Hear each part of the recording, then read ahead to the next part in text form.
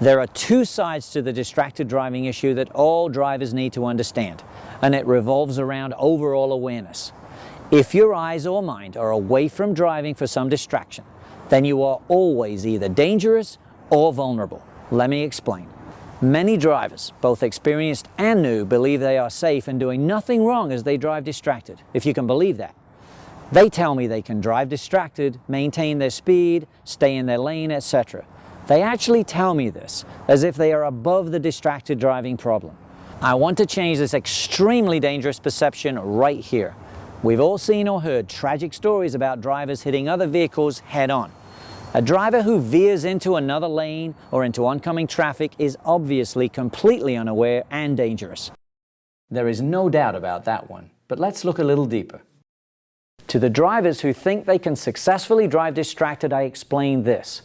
You may think you can drive distracted and not be dangerous, but I know for certain you are vulnerable. Imagine, for the sake of discussion, that you were looking away from the road for a second or deep into your phone call right at the moment an oncoming vehicle veered into your lane. Exactly. You would not see them at all if you were looking away, or you would react much slower because you were distracted and your mind was deep into the phone call. Not good, huh? Research shows us that this is accurate. Every day this tragic scenario plays out on the roads. Bad choices followed by unfortunate timing. It takes two fully or partially distracted drivers coming together in most collisions and crashes. Never give up your chance to see distracted drivers coming into your driving space.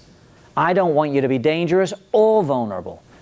I want to give you a little scenario that explains dangerous and vulnerable and also brings into focus the distracted driving and why I say 80% of these collisions and crashes are caused by distracted driving.